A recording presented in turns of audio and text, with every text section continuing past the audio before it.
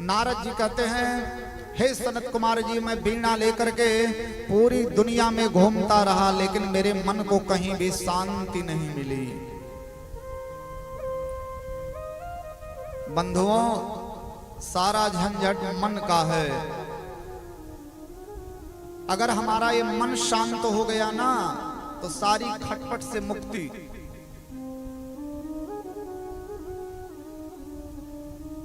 सनत कुमार बोले, शांति क्यों नहीं मिली? बोले, लगा हुआ है कलयुग। हे भगवान, नारद जी कहते हैं, घर घर में मैंने इतना परपंच देखा, इतना परपंच देखा। सबसे कलयुग में सबसे बड़ा झगड़ा क्या है? सबसे पहली टेंशन कहां से शुरू होती है?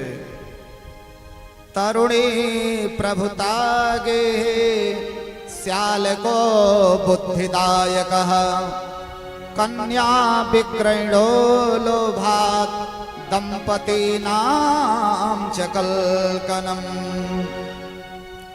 सबसे पहला झगड़े की जो शुरुआत होती है वो सास बहू की। भाव से बोलिए जय श्री कृष्ण।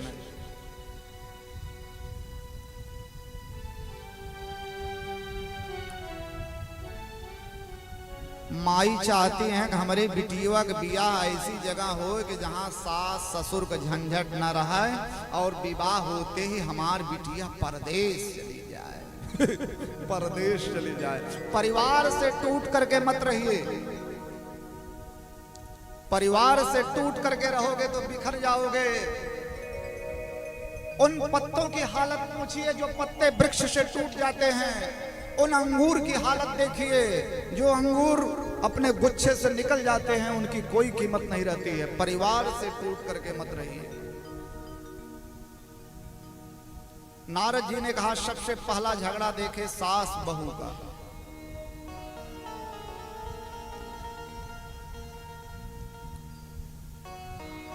शादी विवाह में भी नारद जी कहते हैं, कलयुग में बड़ा अब रिश्तेदारी थोड़ी रह गई, अब तो सौदेबाजी हो गई।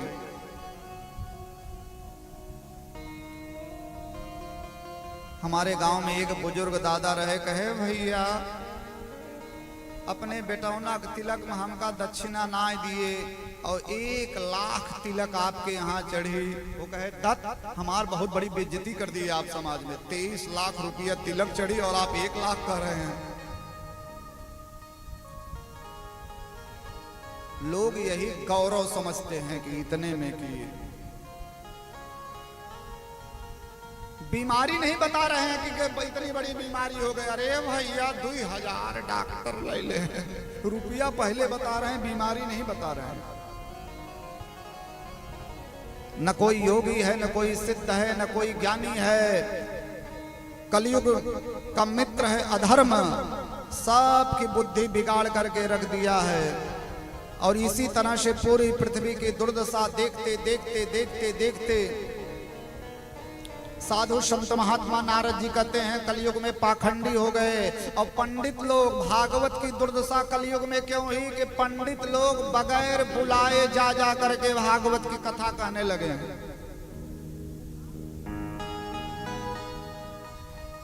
जिसको बोलते हैं आयोजन, और इतना बढ़िया आयोजन सब लोग कर रहे हैं, बढ़िया। कोई वृद्धाश्रम के नाम पर, कोई विधवा आश्रम के नाम पर, कोई समाज सुधार के नाम पर टीवी में देखिए चल रहा है। 1 गज भूमि का इतना रुपया, 1 गज भूमि का इतना रुपया। बड़े बड़े कथाकार लोग, इनको कोई बुला नहीं रहा है कथा करने के लिए। इन्होंने बिजनेस बना दिया है। न कोई श्लोक, न कोई व्याख्या, न कोई नियम, न कोई संयम। बस एक मार्केटिंग बिल्कुल एकदम खड़ा करके 1 मिनट का स्टेटस लगा करके फलाने बाबा आ रहे हैं, ढिकाने बाबा आ रहे हैं। एक बहुत बड़ी ऐतिहासिक कथा हो रही है। एक लोग कहे आप नहीं जाएंगे महाराज जी। हम कहे हम भैया खुदे कथाकार हैं, छोटी मोटी कथा कहते हैं। अरे बोले आशुतोष राणा आ रहे हैं, मुख्यमंत्री जी आ रहे हैं। हम कहे कथा कौन कहेगा? आशुतोष राणा कहेंगे कि मुख्यमंत्री जी कथा कहेंगे? बैनर लगा हुआ है, केवल मार्केट बाजी, केवल फोकस बाजी, कथा कहां हो रही है? पुराने जमाने में जब यजमान आगे आगे पोथी लेकर के चलते थे तब पंडित जानते थे कि हाँ आज हमारी कथा कन्फर्म है। यहाँ तो कोई कथा के लिए बुला ही नहीं रहा है। वृद्ध आश्रम के नाम पर बहुत बड़ा बाबा वृद्ध आश्रम चला रहे हैं। अरे भैया ये संस्कार हो जाए कि हर आदमी अपने माता पिता की सेवा करे तो वृद्ध आश्रम की जरूरत ही क्यों है।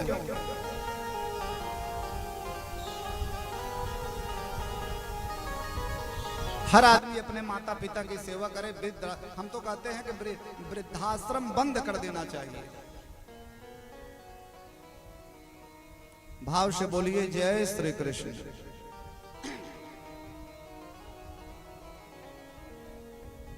इतना तो कोई बेटा नालायक नहीं है कि अपने माता पिता को भगा देगा, जाओ तुमको भोजन नहीं देंगे। ये केवल परपंच की वजह से लोग वृद्धाश्रम जा रहे हैं और बुढ़िए बुढ़वा अपने जो है बिटवा पतोहू की निंदा करते हैं और बाबा उसी के नाम पर अपना चला रहे हैं। तो पंडितों ने अन्न के लोभ से, कण के लोभ से, श्री नारद जी कहते हैं जगह जगह जाकर के भागवत की कथा कहने लगे, इसलिए कथा का भी सार नष्ट हो गया। न नियम, न संयम, न सदाचार। अगर सदाचार की दृष्टि से देखेंगे तो किसी के हाथ का पानी पीने लायक है?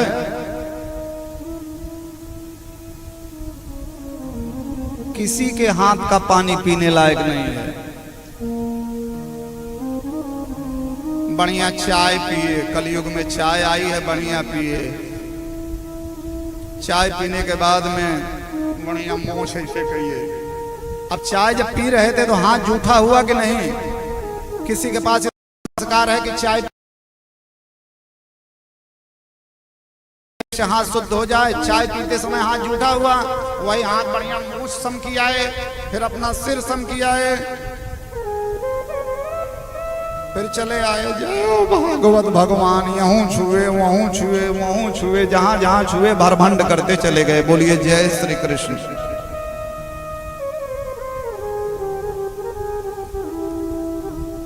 ये सामान्य शिष्टाचार है। संसार की सबसे गंदी चीज है तंबाकू। कोई छोड़ रहा है तंबाकू रगड़ने, अरे भाई हम बहुत संघर्ष किए भाई अपने जीवन में, खाए हाथ से निकाले पहुंचे। नारद जी इन्हीं सब बातों की तरफ इशारा कर रहे हैं कि सामान्य शिष्टाचार नष्ट हो रहे हैं। नारद जी कहे मेरा तो दिमाग खराब हो गया महाराज। और चलते चलते जब वृंदावन पहुंचे तो वृंदावन में यमुना नदी के किनारे, वो वृंदावन जहां परब्रह्म परमात्मा भगवान श्री कृष्ण ने नाना प्रकार की लीलाएं की थी, जिन वृंदावन के बारे में एक कहा जाता है कि आज भी कलकल निनादनी यमुना वृंदावन में नृत्य करती हैं और साक्षात राधा माधव श्री कृष्ण प्रभु का वास वृंदावन में है। ऐसे वृंदावन में श्री नारद जी पहुंच चुके हैं।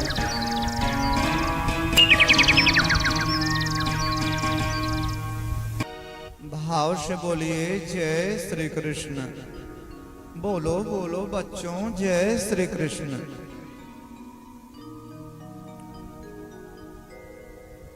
बहुत सुंदर भजन आप लोग सुने। सखी रे मुहे लागे वृंदावन प्यारा। भक्ति के नजरिए से देखेंगे तो आज भी राधा रानी झूला झूल रही हैं और श्याम सुंदर झूला झूला रहे हैं। झूला झूलती मिलेंगी राधा रानी, झूला झूलती मिलेंगी राधा रानी। श्याम झूला झूलाते मिलेंगे वृंदावन में देखो।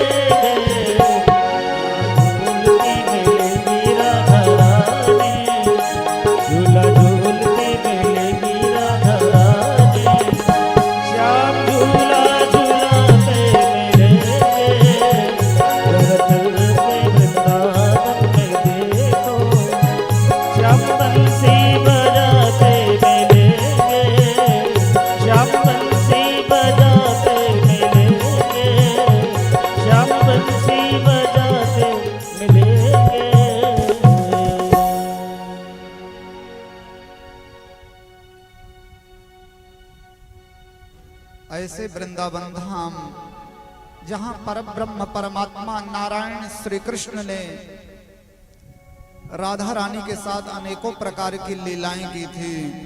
श्री नारद जी सनत कुमार से बताते, महाराज मैं वृंदावन में पहुंचा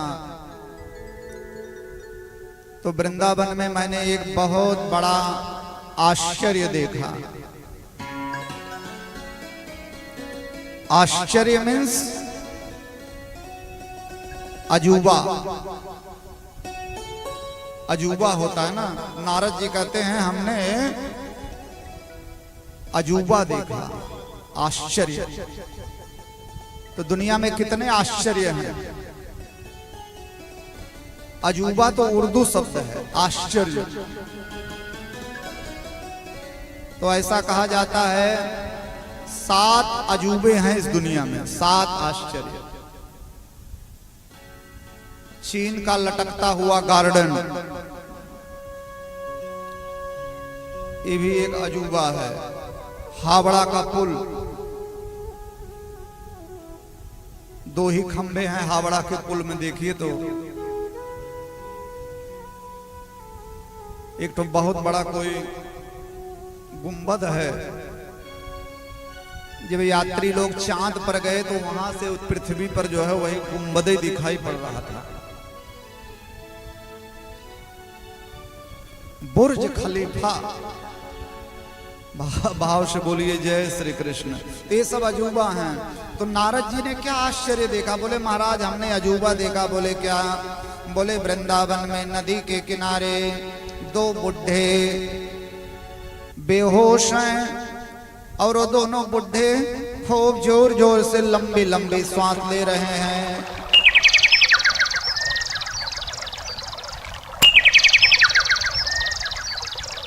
निःश्वसनता वचेतनो। वो दोनों बुढ़े बाल और सफेद हैं, दोनों लंबी लंबी सांस ले रहे हैं और उन्हीं के पास में एक बड़ी सुंदर, बहुत सुंदर देवी हैं।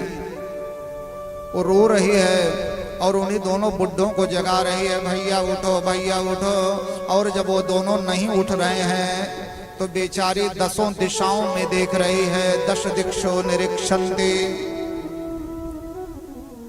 कोई तो मेरी हेल्प करे, कोई मेरी सहायता करे, कोई मुझे बचावे।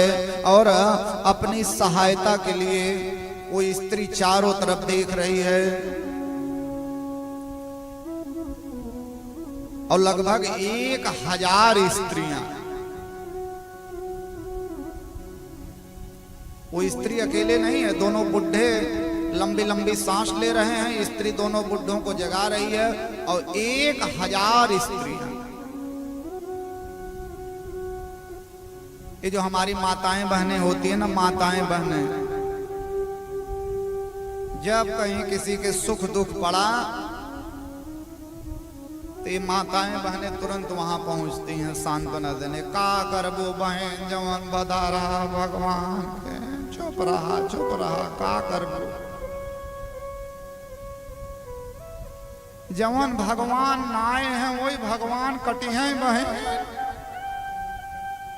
इसी तरह से सांत्वना देती है ना सब। तो 1000 स्त्रियां सांत्वना दे रही हैं। श्री नारद जी कहते हैं कि हमने दूर से देखा। तो नारद जी कहे हाँ वहां इतनी भीड़ क्यों है? नारद जी जब नजदीक पहुंचे तो क्या देखते हैं कि वहां स्त्रियां ही स्त्रियां हैं। और कभी कभी बहुत भीड़ में अचानक नहीं जाना चाहिए। एक जगह नौटंकी हो रही थी, बहुत बड़ी नौटंकी हो रही थी मिश्रा जी। और यहां से लेकर के वहां दीवाल तक। ये भागवत कथा में इतनी भीड़, अगर कहीं नौटंकी होती, नौटंकी में आए होते, हे भगवान इतनी भीड़ इतनी भीड़। बीच में कुआं था, एक सूखा कुआं, आरी बगल सब बैठे थे और बीच में कुआं का इतना खाली था। एक भगत दूरे से देखे और कहे वह देखा बीच में खाली बा वहीं बैठा हम जगह छेकत है और दौड़े कूदे सीधे कोने में चले गए। बड़ा हाहाकार मचा, सूखा कुआं था तो कहो बच गए।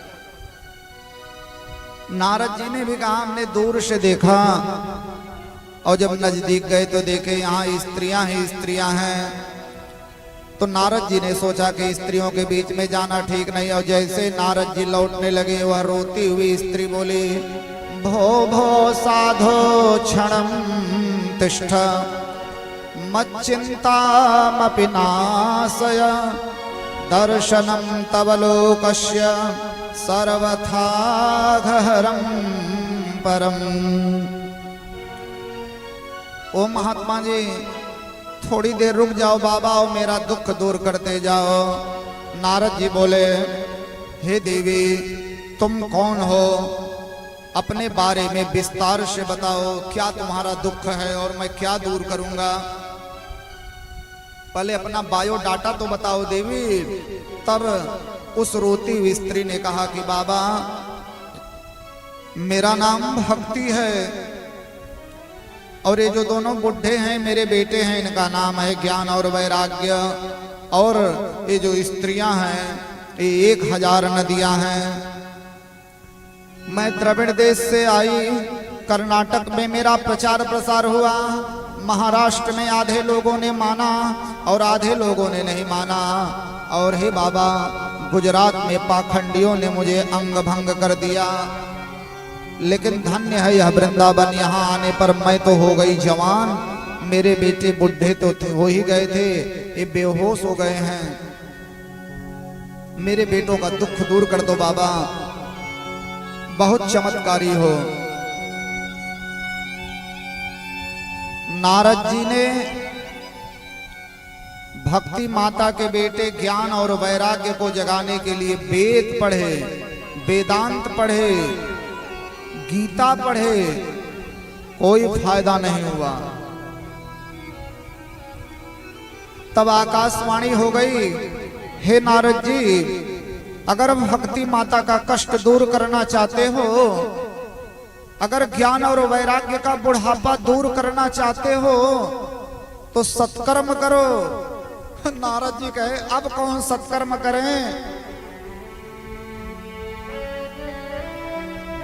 वेद पढ़ दिए, वेदांत पढ़ दिए, अब कौन सत्कर्म करें। आकाशवाणी ने कहा कि सत्कर्म का अर्थ आपको कोई महात्मा बताएंगे। अब नारद जी जिस भी महात्मा के पास में जाएं सारे महात्मा रोने लगे। अरे भैया जब इतने बड़े ज्ञानी नारद जी सत्कर्म का अर्थ नहीं जान पाए तो हम लोग तो छोटे मोटे महात्मा हैं। पूरी दुनिया में नारद जी साधु संतों के पास में गए, बड़े बड़े महामंडलेश्वरों के पास में गए, लेकिन कोई भी संत सत्कर्म का अर्थ नहीं बता पाया। आज नारद जी सनत कुमार को बद्री नारायण धाम में देखे तो रोने लगे, बोले महाराज धूल धूसरित हो गए, परेशान हो गए, भक्ति माता हमारा इंतजार कर रही हैं, बड़े भाग्य से आप मिले हो, आप बताओ सत्कर्म का अर्थ।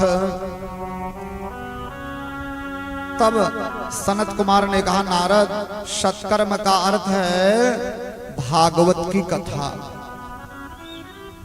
बोले महाराज वेद में 1 लाख मंत्र हैं, वेद से लाभ नहीं हुआ तो भागवत से क्या लाभ होगा।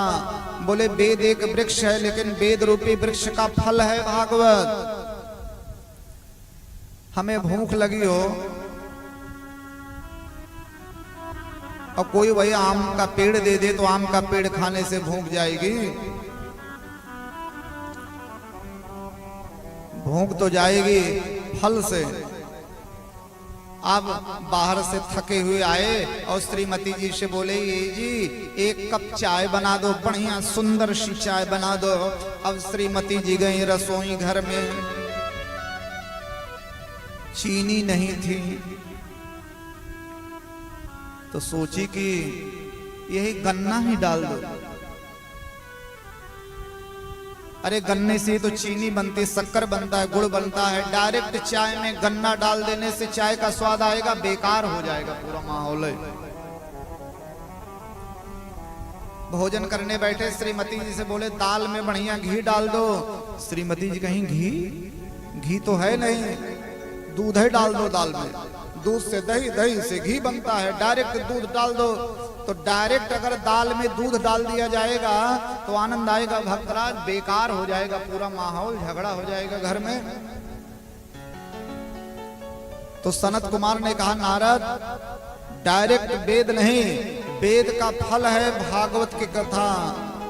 बोले महाराज बहुत बढ़िया आपने उपाय बताया, कथा कहाँ हो? बोले कथा होगी हरिद्वार में।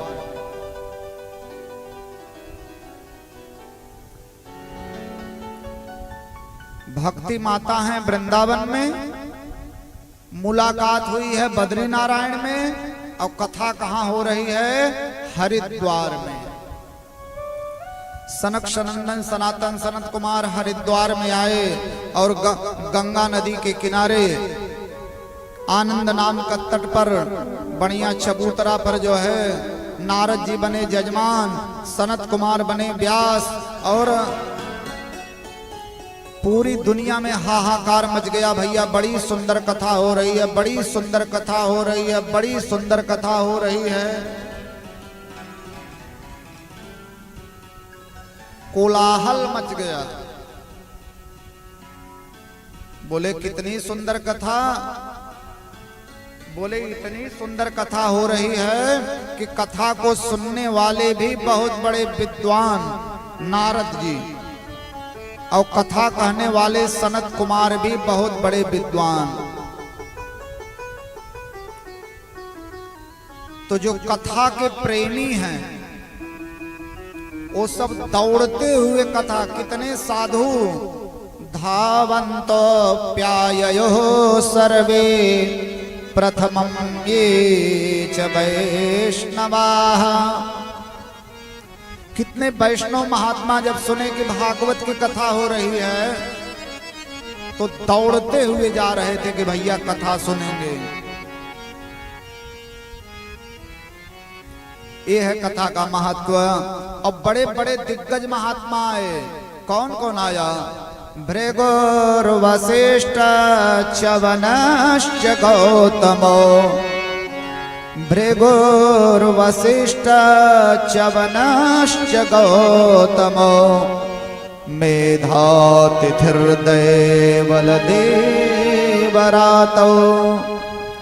रामस्तथा गाधिसुतश्च साकलो, मृकण्डपुत्रा जपिपे पलादाः।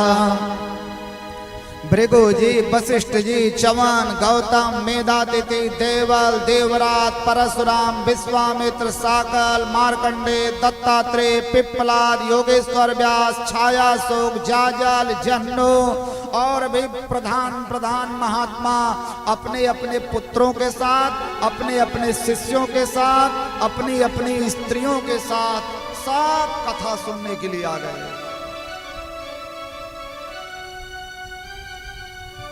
साधु साधुआएं सब कथा सुनने के लिए आए। चुल्हिया नेवार, वेद आए, वेदांत आए, उपनिषद, तंत्र, मंत्र, 17 पुराण और 6 शास्त्र सब मूर्तिमान होकर के कथा सुनने के लिए आए। पूरी दुनिया में जितनी नदियां हैं, गंगा, गोदावरी, यमुना, सरस्वती, सारी नदियां आई। दुनिया में जितने तीर्थ हैं सब आए, जितने सरोवर हैं वो आए, कुरुक्षेत्र आए, सारी दिशाएं, दुनिया में जितने दंडक आदि वन हैं, हिमालय पर्वत, देवता, गंधर्व, यक्ष, किन्नर, दानव, श्वेतज, अंडज, पिंडज, सब चुल्हिया नेवार कथा सुनने के लिए आए। ऐसी ऐतिहासिक कथा, ऐसी ऐतिहासिक कथा धरती आकाश पाताल के चीटा चींटी भी कथा सुनने आए।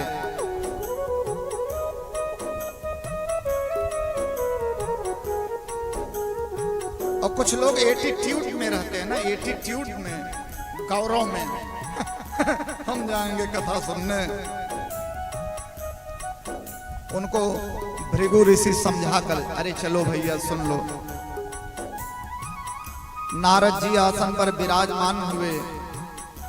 सूत जी कहते हैं जय जयकारा हुआ, बोलिए भागवत भगवान की जय हो।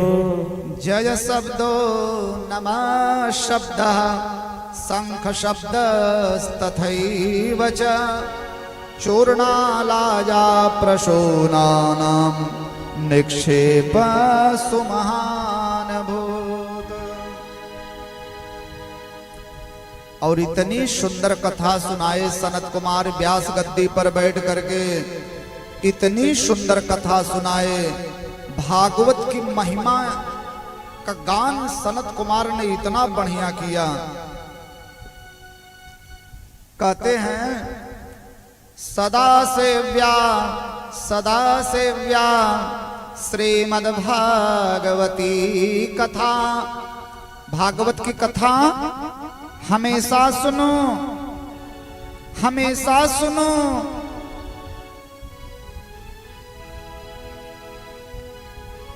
भागवत की कथा सुनेंगे ऐसा जब भक्त सोचता है ना, तो मेरे गोविंद, मेरे कन्हैया, मेरे भगवान, ऐसे भक्त के दिल में आकर के विराजमान हो जाते हैं। गंगा गया, काशी, पुष्कर, तीर्थ दर्शन उतना फल नहीं देगा जितना भागवत की कथा को सुनने से आपके मन को शांति मिलेगी। कोई आदमी मर रहा हो और मरते हुए आदमी के कान में अगर एक बार भागवत के श्लोक कह दीजिए तो गोविंद के धाम को पहुंच जाता है।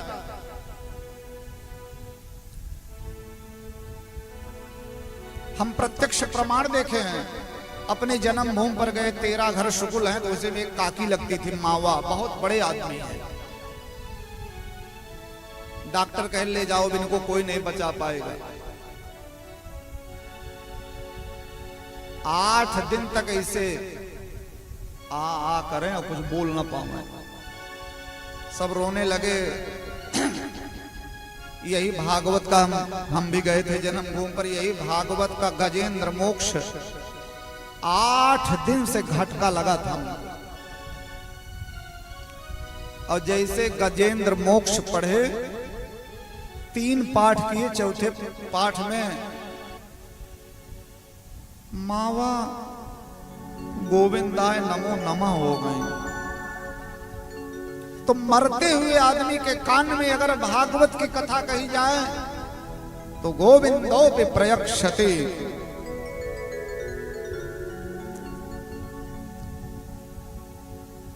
जिस आदमी ने अपने जीवन में भागवत की कथा ना सुनी,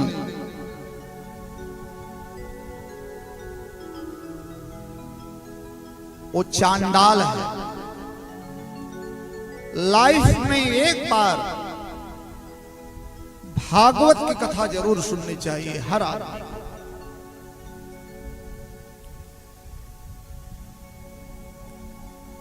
यथाशक्ति तथा भक्ति। कोई जरूरी नहीं है कि बहुत बड़ी ऐतिहासिक साउंड सर्विस आवे, यहां से लेकर के रानी बाजार तक टेंट लगे, 22,000 आदमी का भंडारा हो तभी भागवत की कथा होगी। ना ना, किसी विद्वान ब्राह्मण को बुलाइए और चुपचाप भागवत के 18,000 श्लोकों का पारायण करके कथा सुन लीजिए। 12 ब्राह्मणों को भोजन करा दीजिए, ये भी कथा है।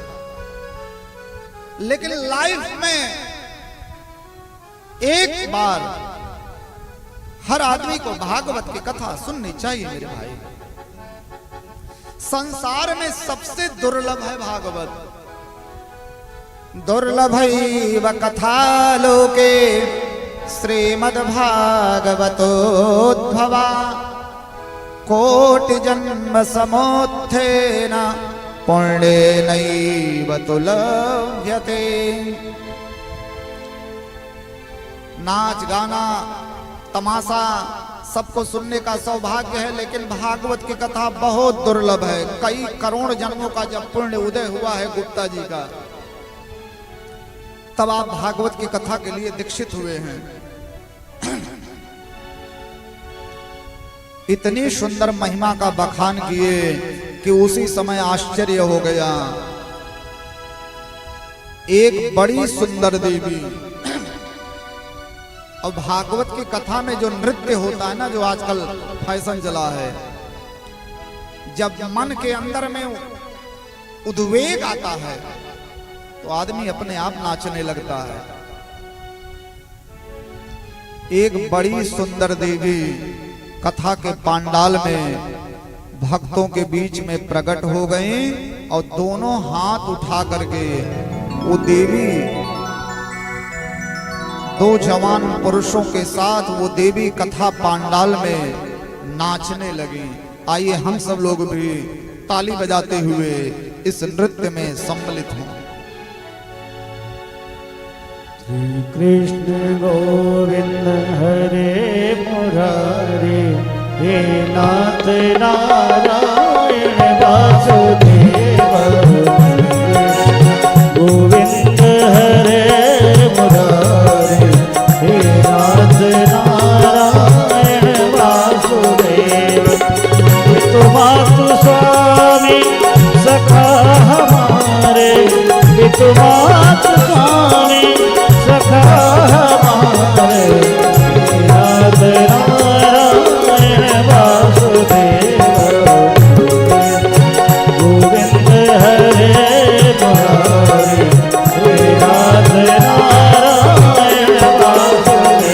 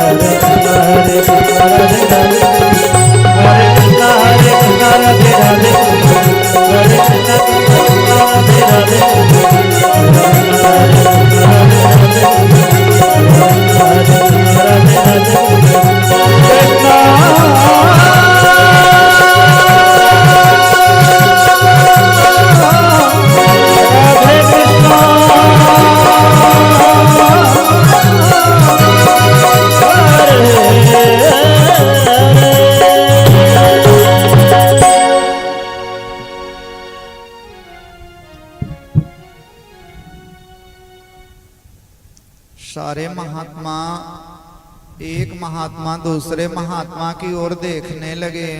ए भैया, ये देवी कौन है?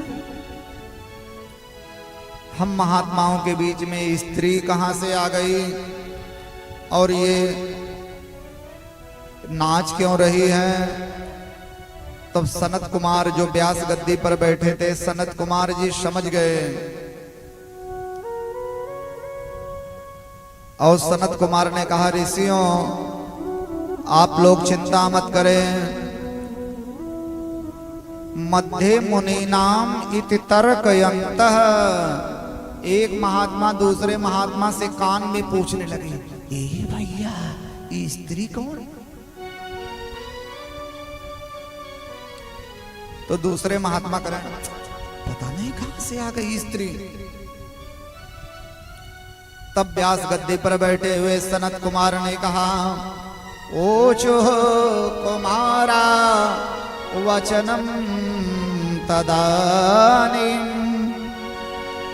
कथार्थतो निष्पतिताधुनेयम्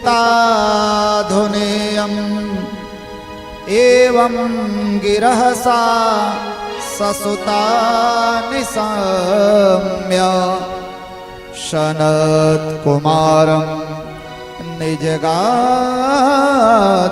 नाम।